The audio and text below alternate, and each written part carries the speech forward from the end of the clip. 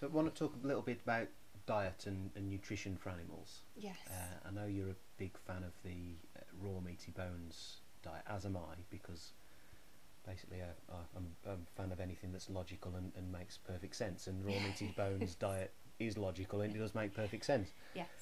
So explain a little bit about that. You know, how did you first come about it, and what, I know most of your clients now that you do convert to the raw meaty bones diet, and what kind of results have occurred from that?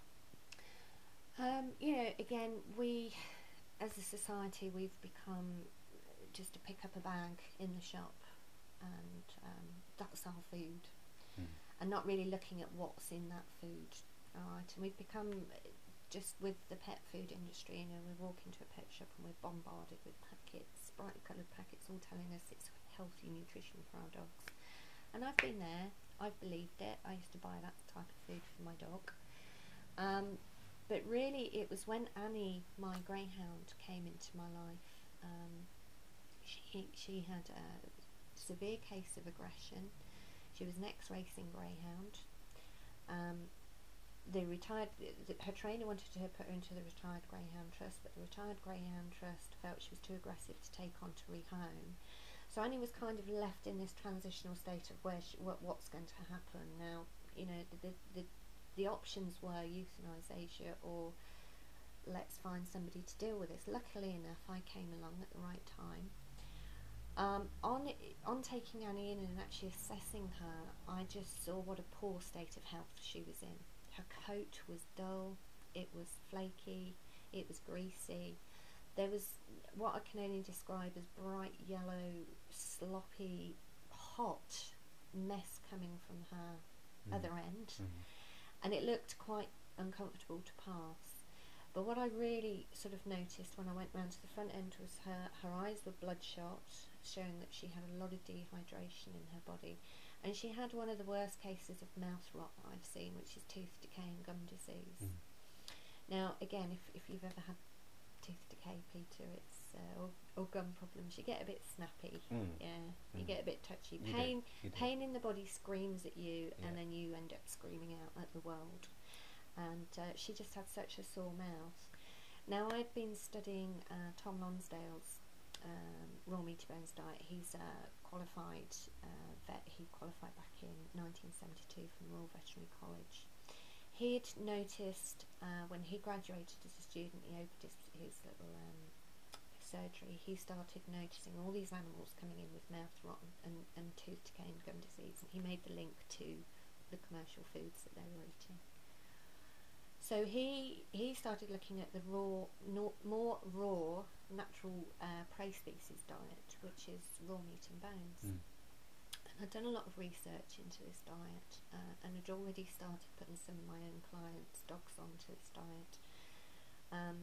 One of the main reasons was I noticed a pattern in my consultations where the really seriously aggressive dogs or seriously hyper dogs, the very unbalanced dogs, the same brand of food would come out the kitchen cupboard when I'd say, let's have a look at what diet's on, and it was the top brands in this country.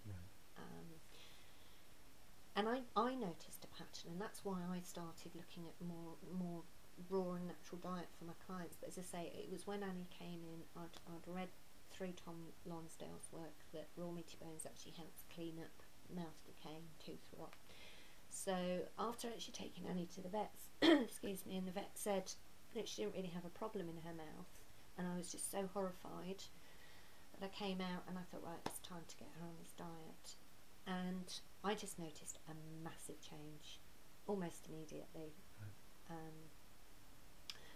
Her waist excuse me, her waist became firm, it became hard, a sort of powdery substance, right? And do you remember white dog poo all those years ago? Alright, we used to see it in the streets and we don't see it anymore. Haven't seen it for years. No. There's lots of it in my garden. When I don't pick up, and I do pick up. That's the bone. Alright, that's the meaty bone that's been digested in there. That comes out, and that white dog poo actually shows a healthy gut, a healthy digestive process. Alright, and it's so much more pleasant to pick up. There's less of it, doesn't smell. It's actually really good for the environment. You know, not like what I call chemical poo, which is what's coming out after you've fed them this packet or tin stuff. It's quite revolting, as we know if you've ever stepped in some. You can't get it off. It sticks and it stinks. Her mouth cleaned up within 3 to 4 weeks. She'll always have the decay damage, but her gums, her whole mouth health returned. Her immune system, just, you could tell, boosted. Her skin coat, just, her coat became nice and glossy again. The bloodshot eyes went. She just, and her aggression started just ceasing as well. I mean, obviously I put her on a behavioural program, and I was doing some quite strict work with her, but just seeing that she came to me with such unbalanced energy, such an unbalanced, unhealthy system, and putting her on the raw natural diet just balanced it out. Was amazing. And so I know when I've talked to people about the raw meaty bones diet, they kind of recoil in horror sometimes when I say about it raw chicken off the bone. Now I just want to try and put this to bed once and for all, of the difference between, or where that kind of that idea that it's dangerous to feed a dog chicken and bone at the same time. So I just want you to put that to bed once and for all. And I get it a lot as well. Yeah. There's lots of myths out there. There's lots of people have heard you mustn't feed dog chicken bones, they'll get stuck in the throat and everything like that. It's true only when we cook the bones. Alright. Again, like I have said many times before, human beings are the only species on this planet that I know about that actually build a fire and cook their food. Alright. We have insects, we have birds, we have fish, we have mammals. Every other species on this planet eats raw, live food. None of them build a fire and start cooking their food, right? So as soon as us humans start interfering with our dog's food and start cooking it, that's when the problem happens. When you cook bone, all the moisture comes out, right? And it dries and it splinters and little shards can come off, and yes, that's when it can start causing internal damage inside. Can start causing constipation, all sorts of things. It's only when us silly humans interfere with our dog's food. So it's pretty much when you'd sit down and have your Sunday roast, or you'd have a drumstick of chicken for your dinner, and then it got thrown to the dog. When it used to get thrown to the dog, that's when problems, because we've cooked it, the bones become brittle, the dog chews it and crunches it because that's what it wants to do. It wants to eat the bone. Absolutely. And then that's when the problem. So it's only cooked chicken that causes the problem. Only cooked meat and bones. Never, ever cook for your dog. Yeah. It's as simple as that.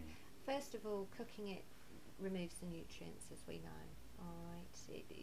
You've removed half the nutrients by you give it to the dog. You give it to it raw, it's going to get its full nutrients.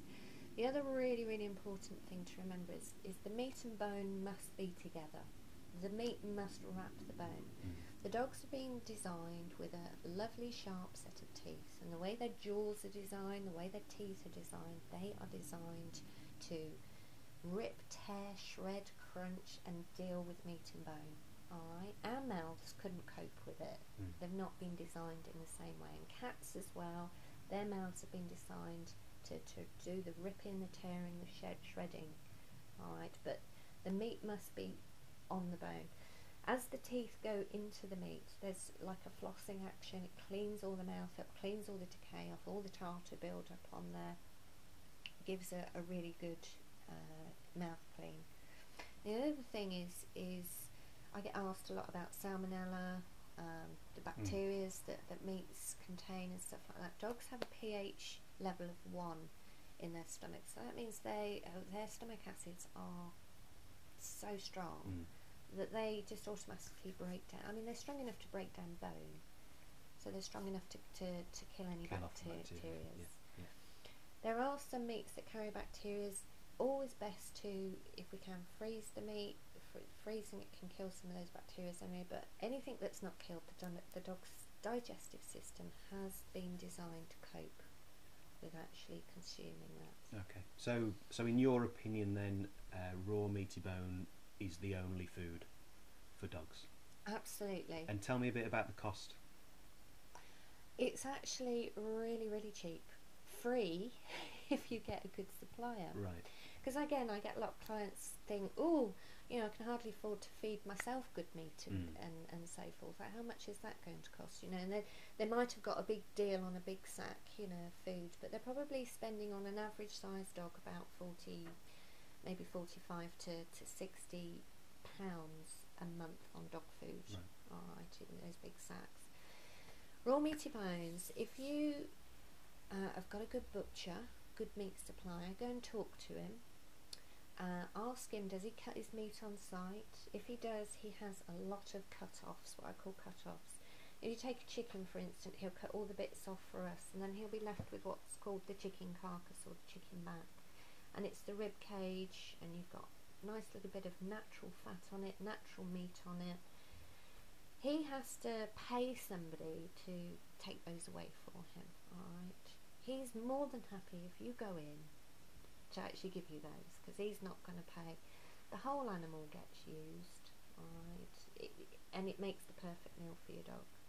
I mean, I've just got a new halal butcher supply, and he's supplying me 100 carcasses at a time. You know, I'm completely feeding my dog for free, so it's not an expensive diet. You know, and all of this product would just go into waste. It goes into things like tarmac, super glue, things like that.